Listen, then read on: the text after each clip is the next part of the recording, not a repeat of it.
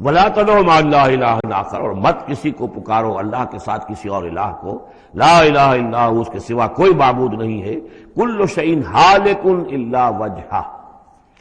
ہر شے فنا میں ہے یا فنا ہو جائے گی سوائے اس کا چہرہ۔ اب یہ کہ اللہ کا چہرہ کون سا ہے، اور یہ کہ اگر اللہ کا چہرہ جو ہے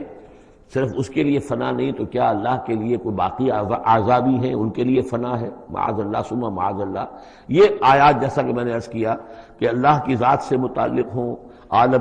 سے متعلق ہوں، عالم غیب اور عالم آخرہ کی، ان کے بارے میں بس جتنا کچھ بتا دیا ہے اس کے اوپر اکتفا کی جائے، اس سے آگے منطق کے حوالے سے اس کا جو ہے لازم اور ملزوم کے ایک ایک قدم بڑھاتے نہ جائیں تو اس میں یہ ہے کہ انسان جو پھر غلط راستے پر پڑ جائے گا۔ العجز عن درک ذات ادراکو، حضرت ابوبکر صدیق نے فرمایا تھا اللہ تعالیٰ کی ذات تو وہ ہے کہ جب انسان یہ سمجھ لے کہ میں اس کی ذات کو نہیں سمجھ سکتا، بس یہی ادراک ہے،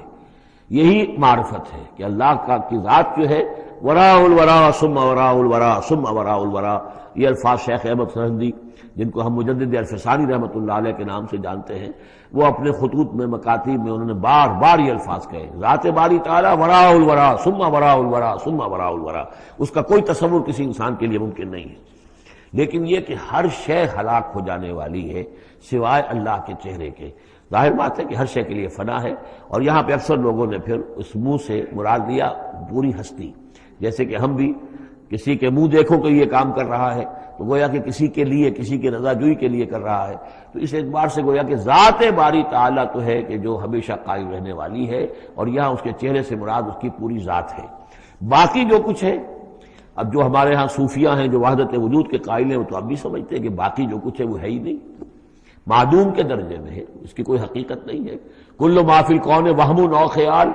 او وقوف فی المرایا او ظلال، جو بھی کچھ اس کائنات کے اندر ہے اللہ کی ذات کے سوا یا تو وہ وہم ہے، کل ما فی الکون وہم او خیال او وقوف فی المرایا، یا جیسے کہ شیشوں میں عکس نظر آتے ہیں،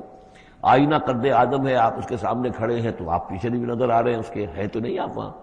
جو جیسے کہ شیشے میں عکس ہوتا ہے کہ اس کا وجود کوئی نہیں، اسی طریقے سے یہ کائنات جو ہے اپنی اصل کے اعتبار سے معدوم کے درجے میں ہے۔ اور پھر یہ کہ یہ بھی ہمارا عقیدہ ہے کہ ہر شے فنا ہو جائے گی۔ لہ الحکم، اسی کے لیے ہے اختیار، بادشاہی، حکومت، وَإِلَيْهِ تُرْجَعُونَ، اور اسی کی طرف تم لوٹا دیے جاؤ گے۔